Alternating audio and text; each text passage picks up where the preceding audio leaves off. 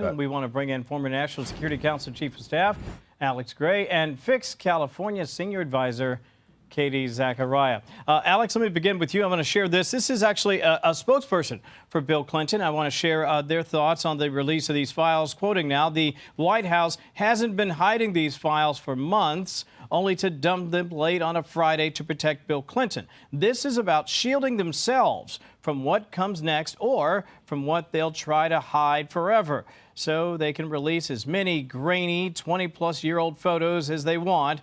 But this isn't about Bill Clinton. Strong reaction from his team. Not surprising. What do you think?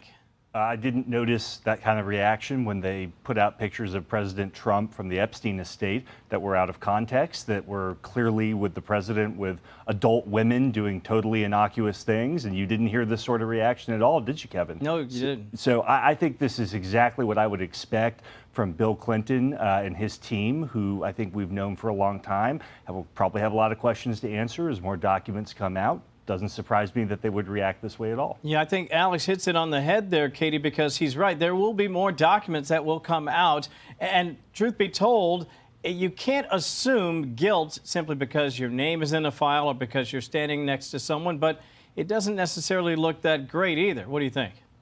Well, Kevin, I'm looking at this, and the quiet part out loud is that the Democrats want us to believe that they had this information in 2016, 2020, and 2024, but somehow magnanimously withheld information that could have been damning to President Trump. Yet they had to manufacture Russia, 2 impeachment hoaxes, a now likely very criminal raid on Mar-a-Lago that's seeming to lack probable cause, and then the coalescing of Juan Merchan, Merrick Garland, Letitia James, Comey, all to come against President Trump, yet they had all this information against him this entire time, Kevin. I just don't buy it. I don't buy it at all.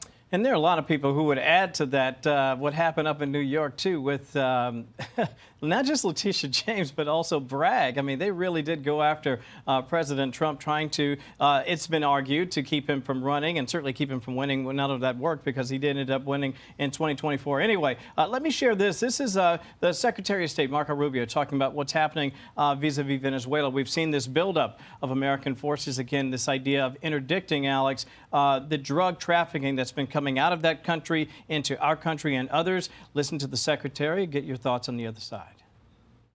At the end of the day, it is clear that the current status quo with the Venezuelan regime is intolerable for the United States. The status quo, that they operate and cooperate with terrorist organizations against the national interest of the United States.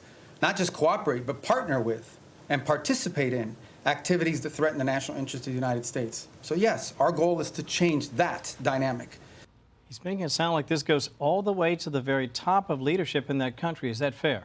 I think it's absolutely fair. And we should be clear, though, about this, Kevin. This is not an Iraq-style nation-building democracy campaign. This is about changing the behavior of Nicolas Maduro and the inner circle around him so they stop sending drugs into the United States that kill Americans every day. They stop serving as a proxy for China, Russia, and Iran in our hemisphere.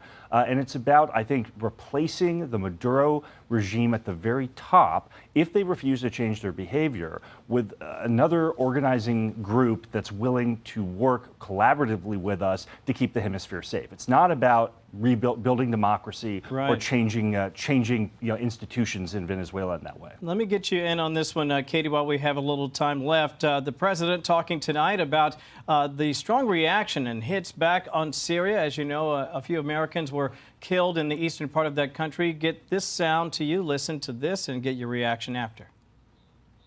We hit the ISIS thugs in Syria who were trying to regroup after their decimation by the Trump administration 5 years ago. We hit them hard. I ordered a massive strike on the terrorists that killed our 3 great patriots last week. 2 soldiers, 1 interpreter, all great people. And it was very successful. It was precision. We hit every site flawlessly. Katie, you heard Alex mention it. Listen, this administration has been incredibly aggressive, not just in interdicting drugs in this hemisphere, but also exacting justice abroad. 30 seconds, your thoughts on the strikes tonight by the U.S.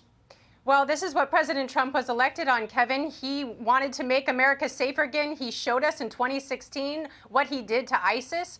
Those ISIS people, those ISIS agents and groups redefined themselves and grew bigger as Biden was in power. And President Trump is now having to come back and correct that. And he's working, thankfully, with the Syrian leader, Ahmed al-Shara, and he's able to target these ISIS groups and eliminate them so they're not a danger to Americans. And again, thank God for a commander-in-chief like President Trump who can deliver on this, and that we have a commander who is strong and does exactly what he says he's going to do, unlike our former President Joe Biden. And this is also important for messaging. I think when you see something like this happen, in particular, not just in Syria, but people in the region and perhaps even globally say, you better think twice before you hit the Americans. Alex and Katie, thank you both for your time tonight. I certainly appreciate that.